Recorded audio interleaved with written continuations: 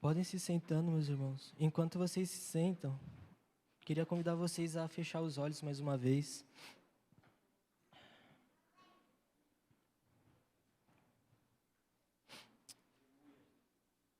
Ó Senhor, como foi falado, orado e cantado desde o início dessa celebração, que o Senhor possa olhar com graça para nós nessa noite e derramar seu Espírito aqui, Senhor. Ah, Senhor, a maior honra que nós podemos ter é que seu Santo Espírito venha estragar nossas programações.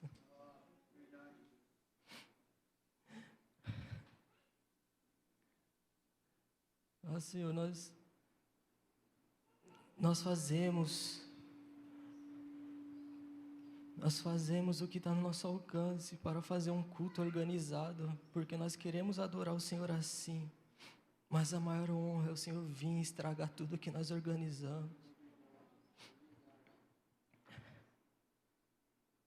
Ah, Senhor, se for do seu agrado, se for da tua vontade, Senhor, derrama o seu Santo Espírito nessa noite. Incomode a gente, Senhor. Venha com poder e glória aqui, Senhor. Transforme nossas vidas. Transforme nossa cidade. Pela presença do seu Espírito, Senhor. Nós vamos continuar, Senhor, clamando, orando por derramar do seu Espírito, até o dia em que acontecer, Senhor. Não nos deixe esquecer, Senhor, de clamar pelo derramar do seu Espírito. Não nos deixe, Senhor. Tenha misericórdia de nós. Amém. Boa noite, meus irmãos. Vocês estão bem? Amém. Ih, peraí, esqueci minha garrafa. Depois de domingo passado, olhando a garrafa do pastor, eu pensei assim, nossa, mano, precisa de uma cor mais verde aqui, né? Sem seguir.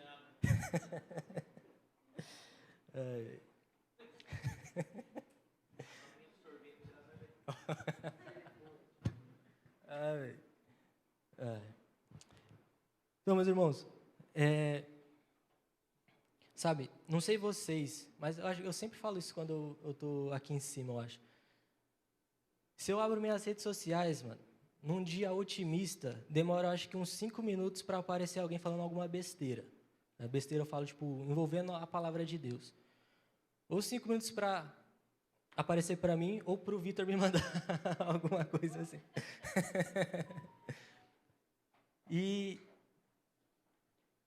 sabe, vocês são gratos porque aqui nós temos pastores fiéis às Escrituras, sabe? Que não negociam o Evangelho, pregam o Evangelho verdadeiro. Mesmo que você saia daqui com raiva ou triste, mas tem compromisso com a verdade, né? Vocês agradecem por isso? Eu agradeço, sabe, pelos meus pastores, porque você vendo o que muitos prédios, alguns que se dizem igreja, vem falando, você começa a ficar preocupado com o que as coisas estão indo envolvendo a fé. E eu agradeço demais pela nossa comunidade, porque nós temos pessoas, pastores fiéis às Escrituras, sabe?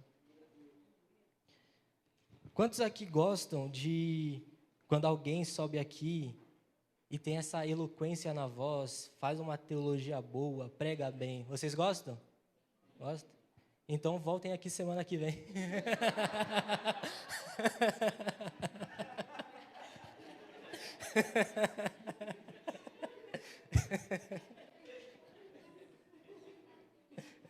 Essa piada eu escutei ontem lá na conferência que a gente foi e eu não podia deixar de fazê-la. Mas então, meus amigos,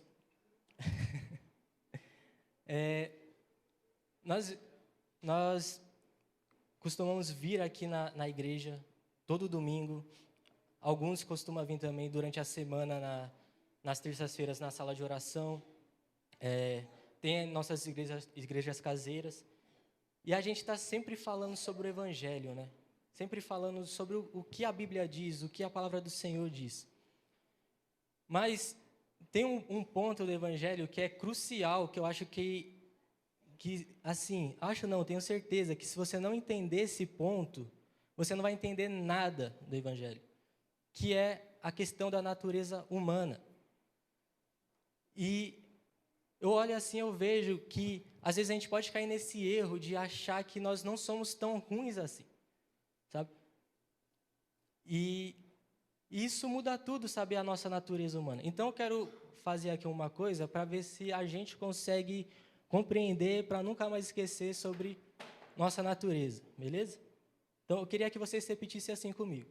Eu sou um pecador vacilão.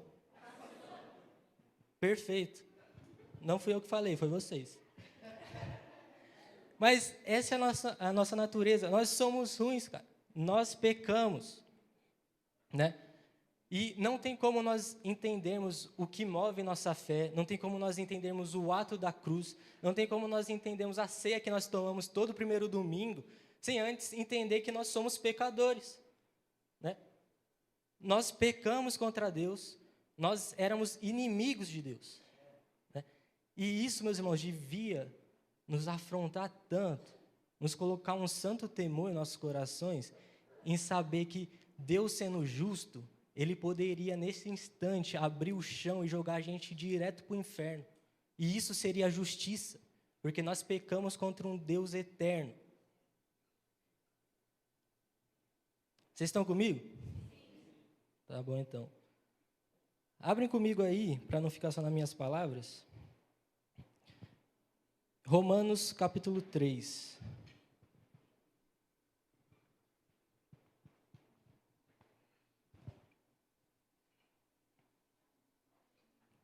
Romanos 3, nós vamos ler a partir do verso 9.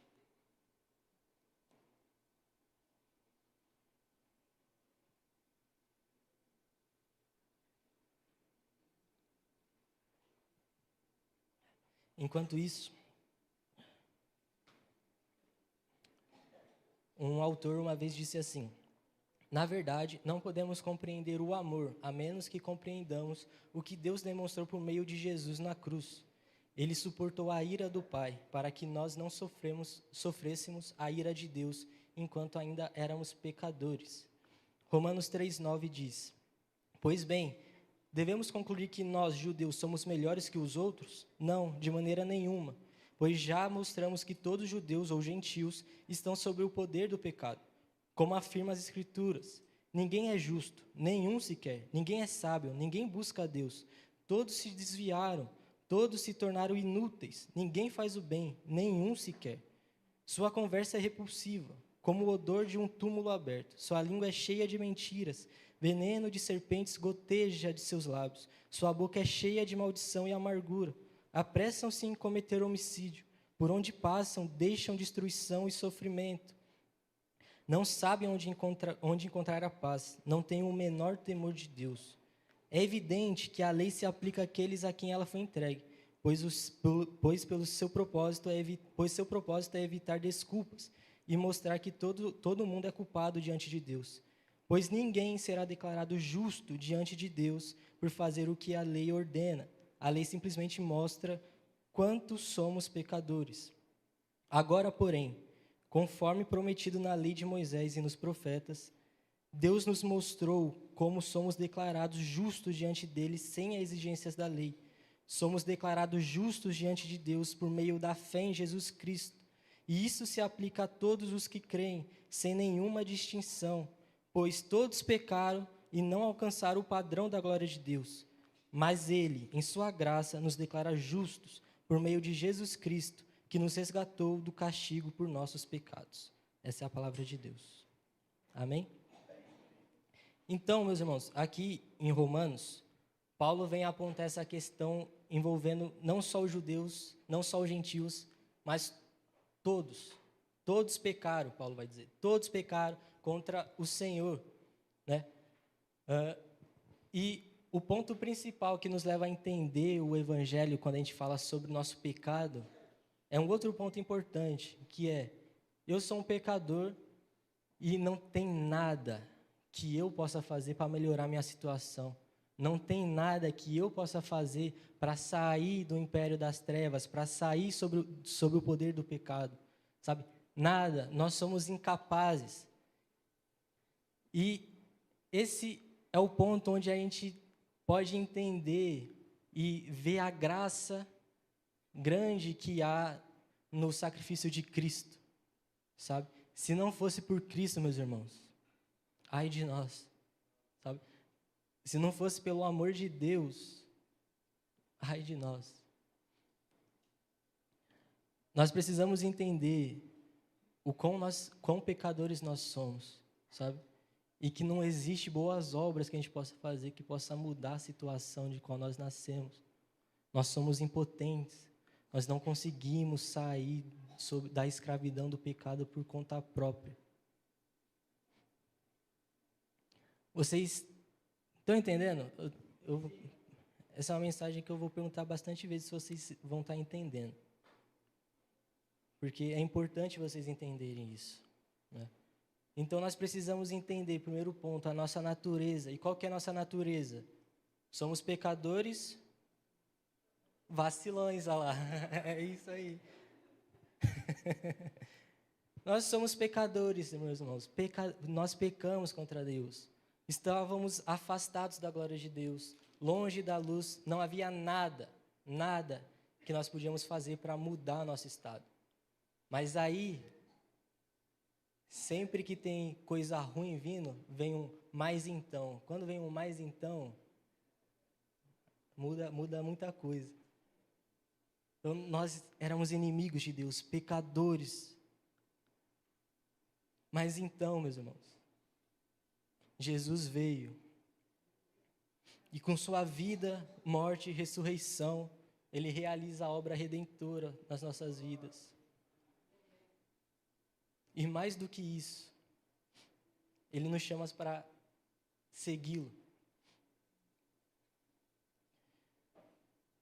Somente Jesus poderia fazer isso, de nos tirar do império das trevas, nos transportar para o reino do Filho, sabe? Não tem nada. Isso não quer dizer que nós não tenhamos que fazer boas obras, né? Nós não fazemos boas obras para ser salvos. Nós fazemos boas obras porque nós vemos nosso Senhor fazendo boas obras. E nós queremos nos tornar mais parecidos com Ele. Sabe? Quem veio na terça da sala de oração passada, viu que nós cantamos muito sobre santificação. E hoje até eu estava com as crianças lá de manhã, no breve, nós falamos sobre santificação também. E o que é a santificação? A santificação é você se tornar mais parecido com Jesus, sabe? Quando nós nos tornamos cristãos, tem duas coisas, acho que são duas, eu vou confirmar com o meu professor depois. Duas coisas que acontecem assim, de instantâneo, que é a justificação e a adoção, né? E aí tem a santificação, que ela começa no ato de quando a gente se torna uma nova criatura. Mas ela não é instantânea, né? A santificação é algo que nós começamos quando nós encontramos com Jesus e vamos nos santificando até o dia do seu retorno, a fim de nos ficar mais parecidos com Ele, né? E aí que tá, você não consegue entender a santificação se você não entender que você é ruim, entendeu? Que você é pecado. Porque se você não é ruim, você não precisa se santificar, certo? Mas esse é um pensamento muito ruim, não é para você ter isso aí, não. Nós precisamos nos santificar, nos tornar mais parecidos com Jesus, né? E porque o entorno da minha mensagem não é só relembrar que você é ruim, mas é bom relembrar que você é ruim, que eu sou ruim também. Mas nós precisamos entender do porquê faz tanto sentido as coisas que nós falamos semanalmente, seja nas igrejas caseiras ou aqui em cima nos domingos, para a gente conseguir entender o Evangelho de forma plena, nós precisamos reconhecer a nossa natureza pecaminosa, né? Art Katz diz que a verdadeira comunhão começa necessariamente com o reconhecimento de que somos pecadores que estão sendo salvos pela graça. Nós somos pecadores no caminho da santificação para nos tornar mais semelhantes com Cristo. Assim, quando Ele vier, meus irmãos, nossos corpos serão transformados e nós estaremos livres, com o corpo perfeito, livres da influência do pecado. Mas até lá, nós precisamos andar vigiantes, nos santificando, e por isso é necessária a comunhão. Eu estava falando com as crianças, foi muito interessante lendo isso com as crianças hoje. As formas que a gente pode buscar nos santificar cada vez mais. Primeiro é estudando a palavra de Deus e ouvindo boas pregações. Boas pregações, tá, meus irmãos? Eu não vou lembrar todas agora que estava lá nos pontos, mas estudar a palavra de Deus, dedicar-se em oração, sabe? Participar dos sacramentos, o batismo e a Santa Ceia. Eu lembro até aqui. Mas é isso, tem mais lá, são 5, se eu não me engano, que tem no livro. Mas a gente precisa buscar nos santificar. Lembrei, é que estava no raciocínio. O outro ponto é ter comunhão com a igreja do Senhor. Esse é o ponto. Nós podemos nos santificar tendo comunhão com nossos irmãos, sabe? E isso é precioso. Vocês que têm frequentado a igreja caseira, eu espero que vocês estejam desfrutando dessa comunhão, sabe? De vocês chegar na igreja caseira e poder olhar para o seu irmão e seu irmão trazer uma palavra ali que vai te apontar para Cristo. Porque essa é a ideia. A ideia é, quando eu estiver tendo uma semana ruim, eu poder chegar para meus irmãos e meus irmãos vão falar assim, eles não vão dar palavras de conforto para mim. Eles vão chegar e vai falar, você precisa estar com os olhos fixos em Cristo. É isso que importa, meus irmãos. Cristo e nada mais. Vamos lá. Somos pecadores, certo? E o Senhor foi gracioso para enviar Jesus para morrer no nosso lugar, certo? E Ele nos chama para seguir, para ser discípulo de Cristo. Certo? Nossa, foi diminuindo, certo? Acho que não está tão certo assim. Mas beleza. E aí, o que vem? Vamos falar um pouco sobre ser discípulo de Cristo. Às vezes, e por conta de algumas pessoas que distorcem as Escrituras, nós achamos que o discipulado com Cristo é só mil maravilhas, né? E a verdade é que há um custo do discipulado, né? Que poucos falam, mas Jesus fala. E deveria ser mais importante as palavras de Jesus do que as palavras de coaches por aí, né? Então, vamos ver, porque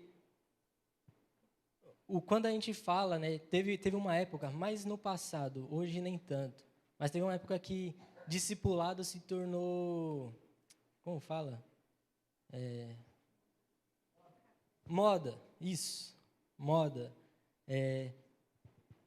Onde as pessoas pegavam, tipo, tempo de mesa, né, e falava que aqui é discipulado, enquanto às vezes era só você sentar com alguém tomando um café, né?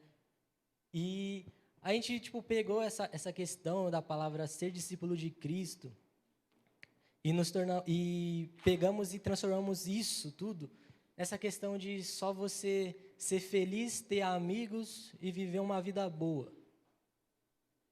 E não é isso. Pode ser.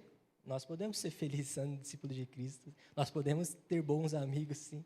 Nós podemos tomar um café muito bom. Mas eu quero mostrar para vocês o que Jesus diz para os seus discípulos quando Ele vai enviar eles.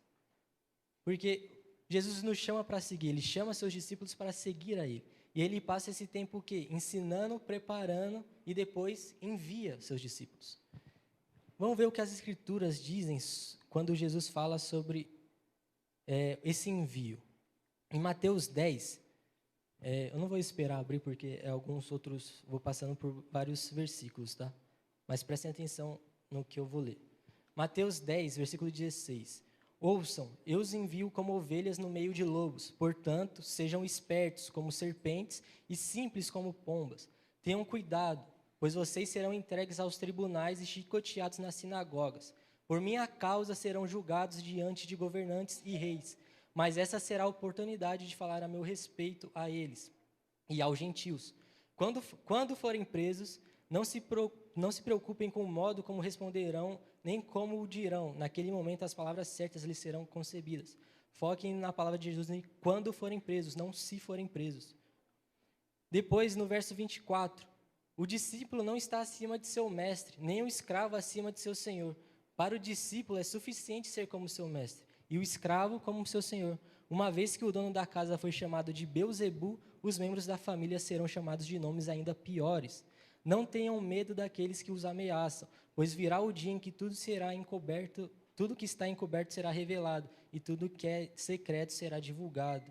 Depois, no verso 28, não tenham medo dos que querem matar o corpo, eles não podem tocar na alma. Temam somente a Deus, que pode destruir no inferno tanto a alma como o corpo. Verso 37, quem ama seu pai ou sua mãe mais do que a mim não é digno de mim. E quem ama seu filho ou sua filha mais que a mim, não é digno de mim. Quem se recusa a tomar sua cruz e me seguir, não é digno de mim. Quem se apegar à própria vida a perderá, mas quem abrir mão de sua vida por minha causa, a encontrará. Parece que não é sempre mil maravilhas, né?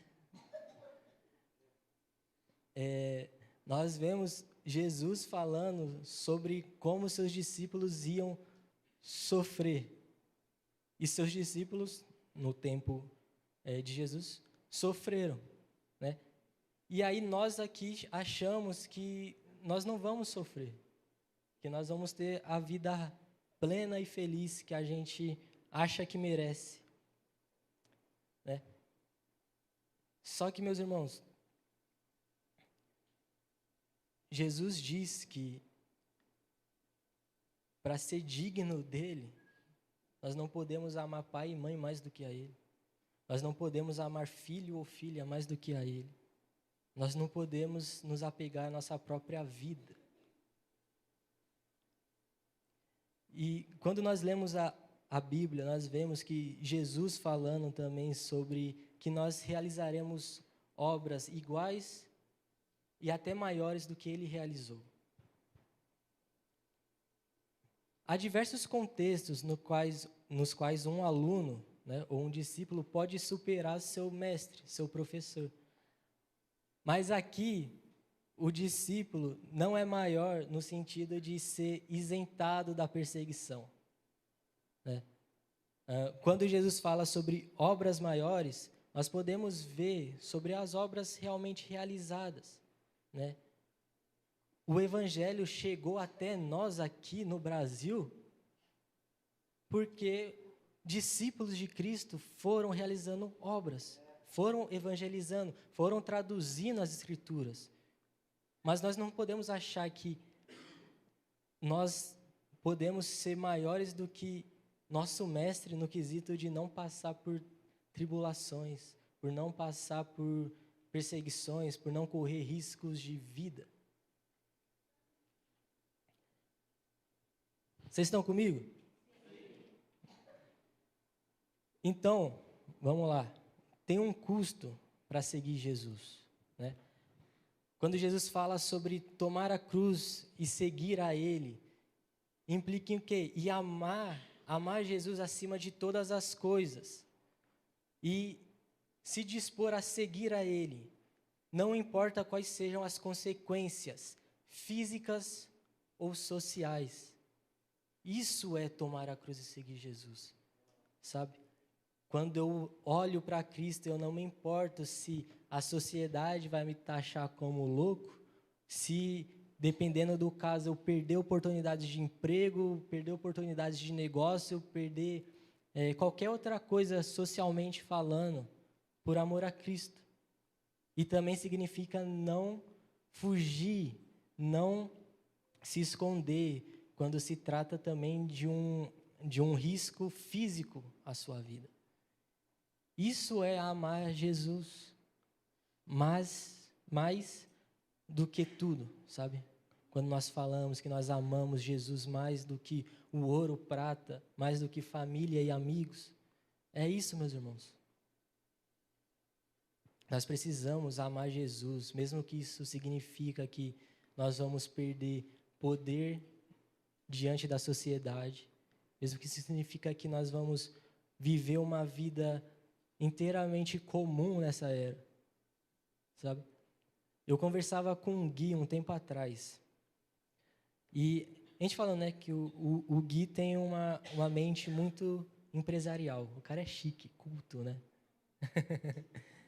E a gente falando, né, ele falando sobre algumas ideias que ele tinha de negócios, eu também falando algumas que eu pensava. E na conversa a gente falava como que seria muito bom, acho que foi eu que falei, sobre, tipo, que eu falar sobre o meu desejo. E aqui eu também falando para vocês. Meu desejo, tipo assim, de verdade, meus irmãos, era conseguir chegar em um nível assim, onde eu pudesse servir a minha comunidade em tempo integral, sem precisar de um salário da igreja, entendeu? Conseguir ter algumas rendas passivas para conseguir me manter e servir a minha comunidade em tempo integral. E o Gui também foi falando sobre essas ideias que ele tinha, e aí a gente chegou num ponto depois que a gente falava, mas e se Jesus nos chamou para viver uma vida comum durante toda a nossa vida? Nós continuaremos fiéis a Ele? Nós continuaremos servindo a nossa comunidade da mesma forma se nós estivéssemos em tempo integral? O amor a Cristo tem que ser maior do que todas essas coisas, meus irmãos. Nós temos que nos apegar ao que Ele fala. Tomar a cruz é estar preparado para seguir Jesus até o martírio, se necessário. Um historiador da igreja, Stephen Neill, escreveu: todo cristão do primeiro século sabia que mais cedo ou mais tarde poderia ter que testemunhar sua fé ao custo de sua própria vida. Dalton Thomas diz: isso não quer dizer que devemos procurar o martírio, mas sim renunciar à nossa prerrogativa de evitá-lo a todo custo. Ser um discípulo de Cristo é isso, meus irmãos. Não é você se jogar na frente de uma bala, sabe? Não é você ir em busca de martírio. Igual, nós temos muitos irmãos, e glória a Deus pela vida deles, que, sabe, se desprendem de tudo daqui e vão servir a igreja perseguida no Oriente Médio.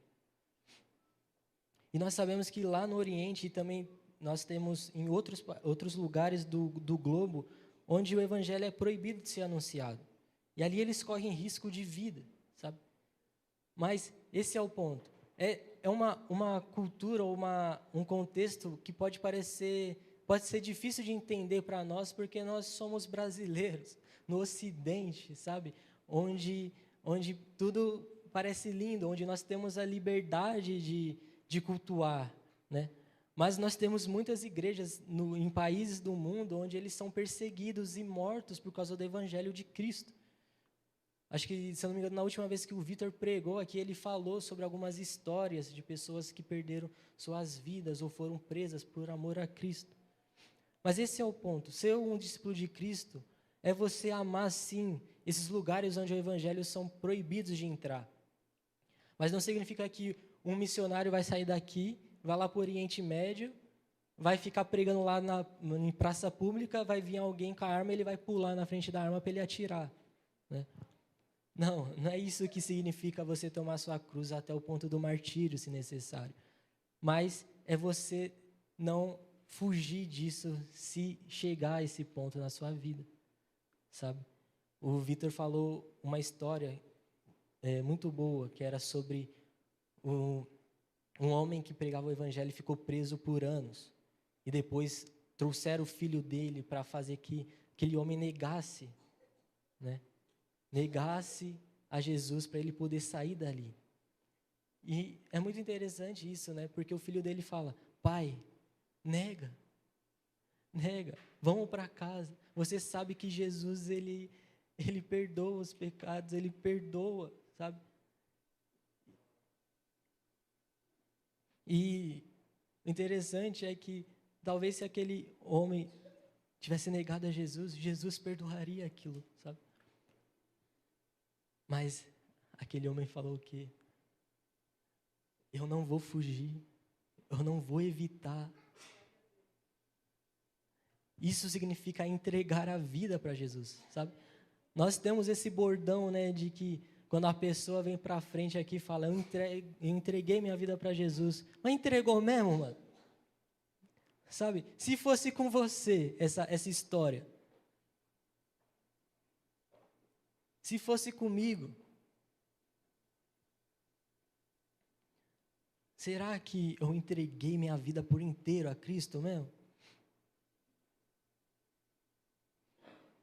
Vocês estão felizes ainda? Isso é ser discípulo, meus irmãos. Custa. E pode custar caro, pode custar muito. E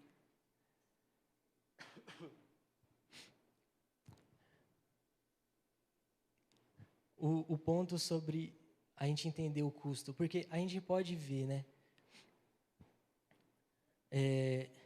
Como que nós, com a nossa mente corrompida pelo pecado, como nós vimos no início, que nós somos pecadores, a nossa mente corrompida pelo pecado, e nós vemos o custo que é ser um discípulo de Cristo, nós com a nossa mente humana, carnal, pecaminosa, podemos pensar, por que então ser um discípulo de Cristo? Se custa tudo isso, né? Mas o ponto, meus irmãos, é que nós precisamos entender o quê? Quando nós nos tornamos discípulos de Cristo é porque o Senhor abriu nossos olhos para contemplar uma beleza que nossos olhos não poderiam contemplar por conta própria. E a verdade é que se nós de fato contemplamos essa beleza, esse custo acaba se tornando nada para nós, sabe?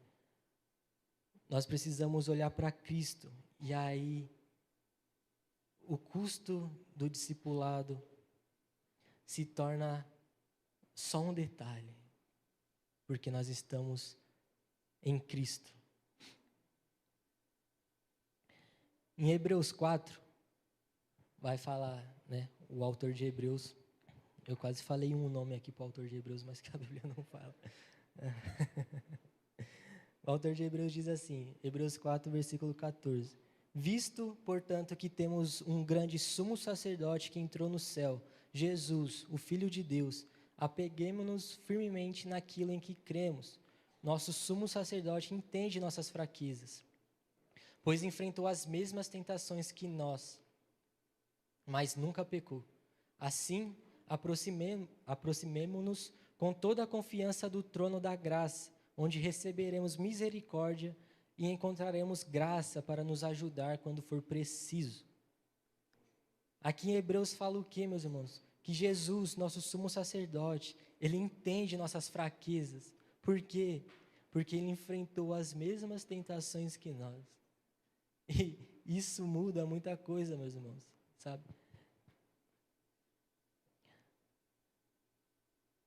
Jesus, ele sofreu as tentações que nós sofremos, sabe? Jesus, ele sabe, né? Gabriel Cantarino fala isso. Jesus, ele entende o que significa abandonar compromissos caros ou compromissos importantes. Jesus sabe, meus irmãos, como é ser tentado pelo pecado.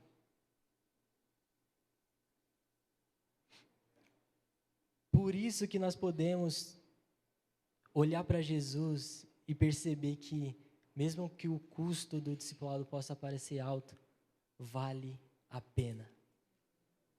Vale a pena, meus irmãos. Vale a pena. Porque Jesus é nosso sumo sacerdote. Ele está lá no céu, diante do Pai, intercedendo por nós. E nós podemos nos achegar e pedir misericórdia e graça quando for necessário. Quando as coisas estiverem difíceis, nós podemos pedir ajuda para Cristo, porque Ele sabe o que nós estamos passando.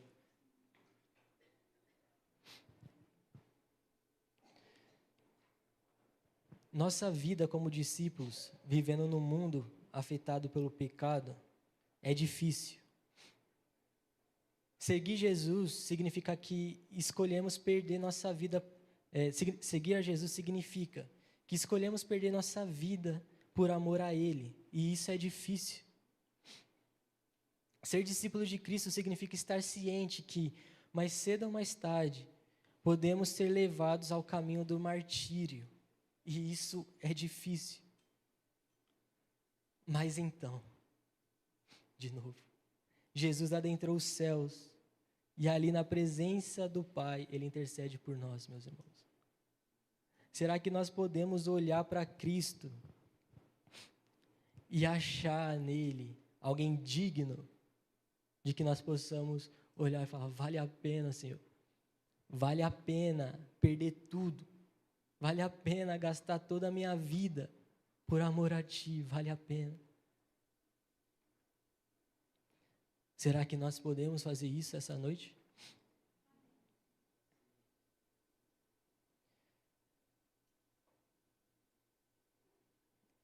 Nós éramos pecadores, meus irmãos. Nós somos pecadores. O Senhor nos salvou. O Senhor nos chamou para seguir a Ele. E ser um discípulo de Cristo tem um custo alto. Mas vale a pena seguir a Jesus. Sabe? Vale a pena você estar em ambiente onde as pessoas vão chegar e falar, não, ele é crente.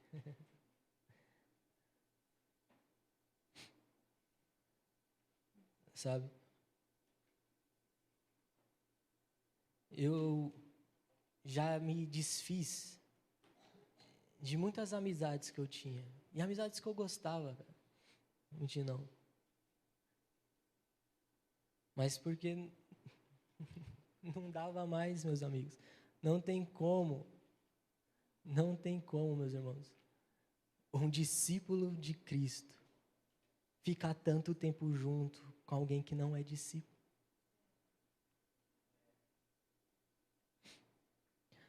Nós precisamos renunciar àquilo que está nos impedindo de ser discípulos fiéis de Cristo.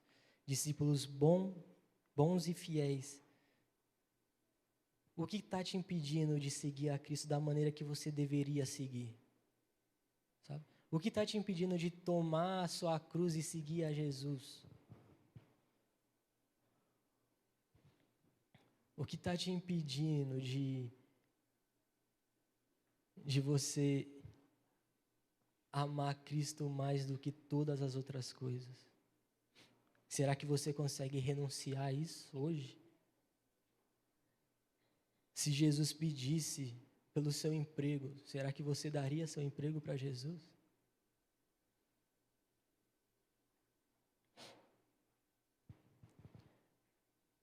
Será que nós podemos olhar para Cristo e falar, vale a pena, Senhor, vale a pena? Então, eu te entrego.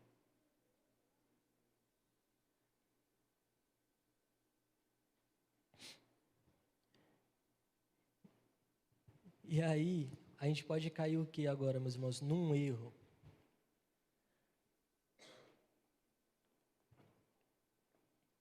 E qual que é esse erro?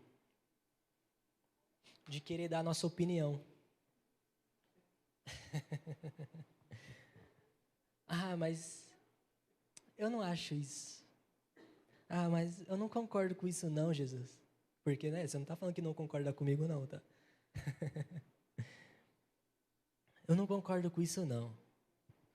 Na minha opinião não é bem assim. Meus irmãos, Romanos 14, versículos 7 e 8, diz o quê? Porque Nenhum de nós vive para si mesmo, nem morre para si. Porque se vivemos, para o Senhor vivemos. Se morremos, para o Senhor morremos. Quer, pois, vivamos ou morramos, somos do Senhor. Nós somos do Senhor, meus irmãos. Abre comigo em Apocalipse 5.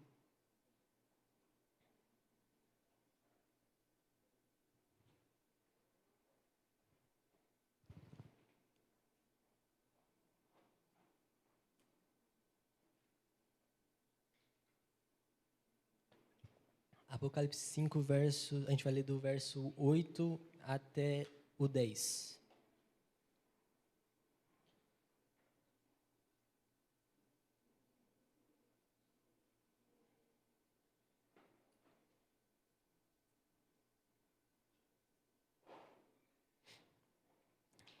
Diz assim: Quando o Cordeiro recebeu o livro, os 4 seres vivos e os 24 anciões se prostraram diante dele. Cada um tinha uma harpa e taças de ouro, cheias de incenso, que são as orações do povo santo, e entoavam um cântico novo com essas palavras: Tu és digno de receber o livro, abrir os selos e lê-lo, pois foste sacrificado e com teu sangue compraste para Deus pessoas de toda a tribo, língua, povo e nação. Tu fizeste delas um reino de sacerdotes para o nosso Deus, e elas reinarão sobre a terra. Mas eu quero focar aqui nessa parte aqui que fala: pois foste sacrificado e com teu sangue compraste. Gostaria de propor, meu irmão, que Deus não simplesmente nos salvou, Deus não simplesmente nos adotou, mas Ele nos comprou. E se Ele nos comprou, nós pertencemos a alguém, e nós pertencemos a Deus. Logo, meus pensamentos, minha opinião, não importa mais. Sabe? Porque eu pertenço a alguém. Então, o meu ser, o meu viver, os meus pensamentos têm que se dobrar diante do meu Senhor. E o que nosso Senhor diz é que há um custo para seguir a Ele. Nossa opinião não importa, meu irmão. A não ser que ela esteja de acordo com a opinião e o plano de Deus. Samuel Whitfield diz que Deus não é algo que você acrescenta à sua vida para ter mais animação, ter um sentido ou um estímulo emocional. Ele não é algo feito para preencher espaços vazios em nossas vidas. As pessoas costumam falar sobre Deus como se Ele existisse para nós, mas na verdade, nós existimos para Ele. Esse é o ponto, meus irmãos. Deus não é alguém que você pega assim: eu estou meio triste hoje, então eu vou usar Deus aqui para Ele me dar um pouco mais de alegria, um ânimo. Não. Não é Deus que existe para nós, meus irmãos. Nós existimos para Deus. Lembra? Nós somos pecadores e seria justo Ele nos mandar para o inferno. Mas em vez disso, Ele nos comprou para Ele. E agora nós pertencemos a Ele. Nós existimos para Ele.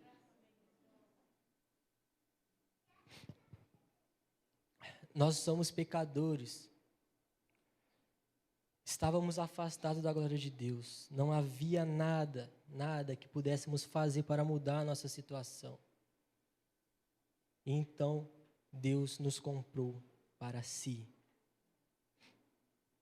Não somos mais escravos do pecado. Agora nós somos escravos do Senhor e do seu plano. Não tenho opção, não tenho opinião. Somos escravos do Senhor e do seu plano, meus irmãos. E quando você pode olhar e, nossa, eu sou escravo, pode parecer ruim, mas lembra, tudo que nós estamos falando sobre custo de ser um discípulo, sobre ser um escravo do Senhor, só faz sentido se você tiver a revelação da beleza de Cristo. Porque aí você vai olhar e vai falar: Vale a pena. Vale a pena. Sabe, se você está escutando tudo que eu estou falando e você está me odiando, ou se você está escutando tudo que eu estou falando e está vendo, eu não acho, não sei se vale a pena, não tenho certeza. Pede nessa noite para o Senhor te mostrar a beleza que há em Cristo, para que você possa olhar e falar que vale a pena. Amém, meus irmãos? Se você pertence a Ele, Ele pode fazer o que quiser com você. Você foi comprado por um preço.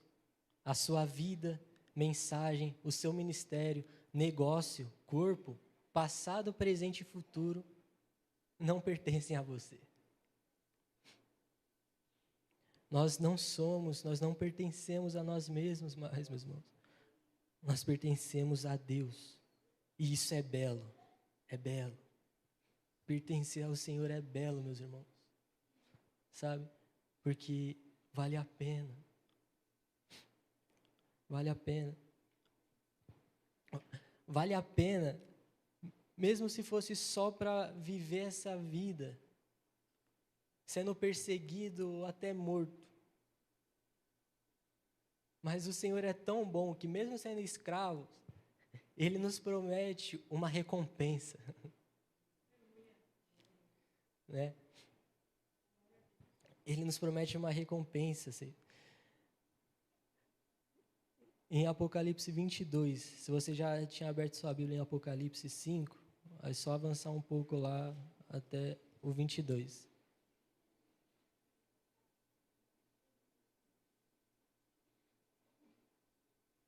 Apocalipse 22, verso 12.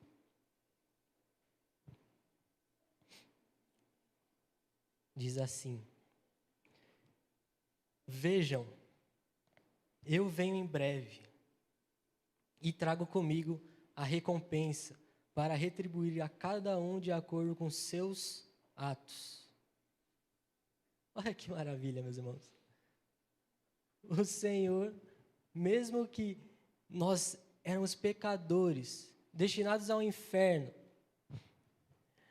Ele nos resgata.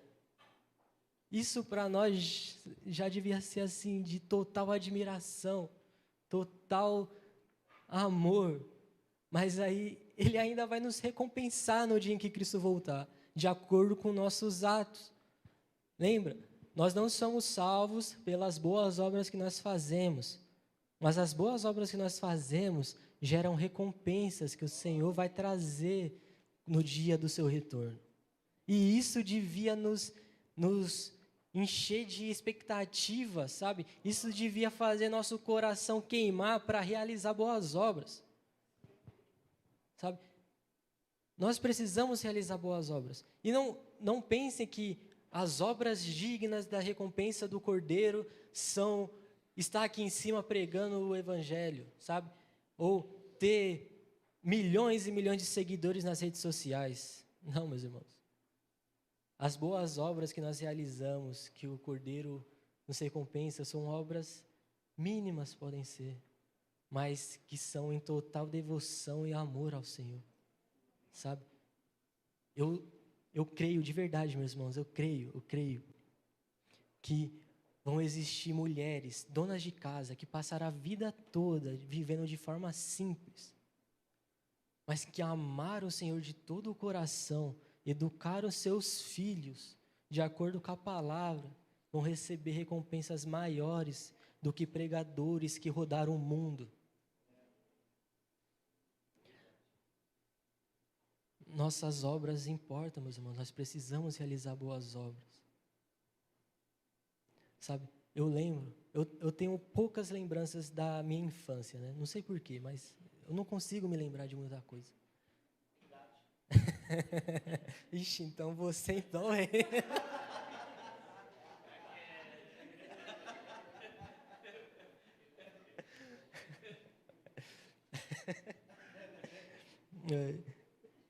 Eu tenho poucas lembranças, mas tem uma que eu sempre vem à minha mente, que é uma época em que meus pais estavam começando a abrir a primeira loja, né? Então, meus pais iam junto com os sócios e eu e meu irmão ficávamos muito nas nossas avós, né? Tanto de parte de pai, tanto da parte de mãe. Mas eu me lembro, meus irmãos, sempre, sempre, sempre, que eu ia na casa da minha avó, parte de mãe. E eu estava lá com meu irmão, às vezes com alguns primos assistindo TV lá na sala. E a gente olhava assim, eu, né, não vou falar por eles.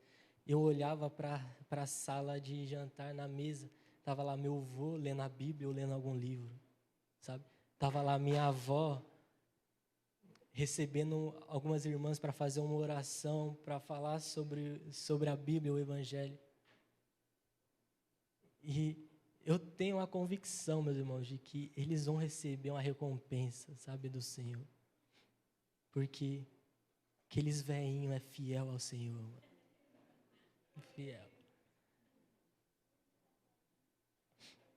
Nossas obras importam, que nós sejamos assim. Seja nós sendo chamados e capacitados pelo Senhor para ir pelos lugares, estados, países, anunciando o Evangelho, ou seja, simplesmente para ser uma dona de casa, ou ser um pai de família que vai, às vezes, ser um CLT pelo resto da vida, mas com amor fiel, com amor total ao Senhor, educando seus filhos de acordo com a palavra. Cada ação importa, meus irmãos. Nós vamos ser recompensados, sabe?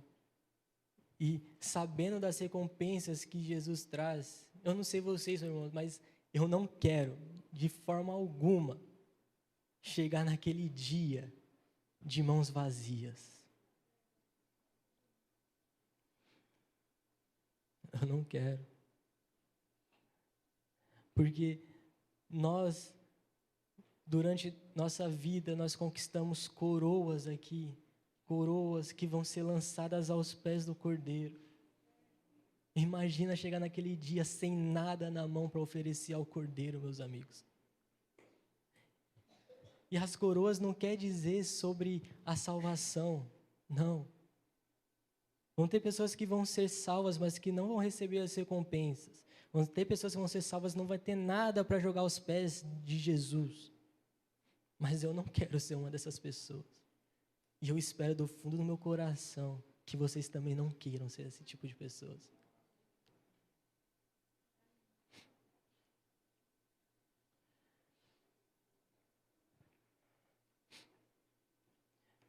Cristo está voltando, meus amigos. Hoje Ele está mais perto do que estava ontem. Ele vai vir. Ele vai reinar. Será que nós vamos receber a recompensa deles?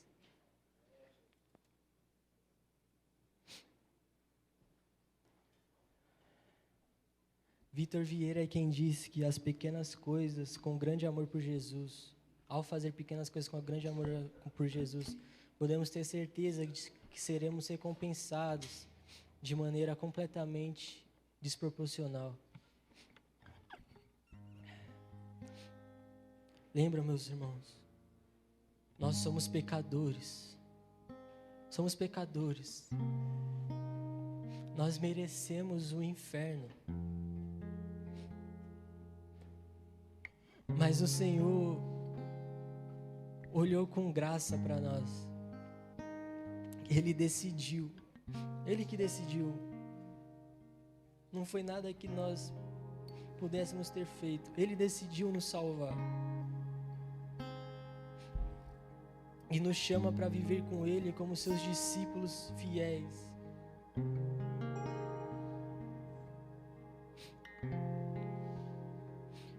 E quando Ele voltar, Ele trará suas recompensas para aqueles que foram fiéis, para aqueles que realizaram obras, mesmo pequenas, mas realizaram por amor a Cristo. Sabe, precisamos desesperadamente de pessoas que estão tão cativados pela beleza de Jesus, que proclamam as recompensas do conhecimento de Deus com tanta convicção, que elas ofuscam os custos existentes para obter tais recompensas. Nós precisamos, meus irmãos, desesperadamente ser essas pessoas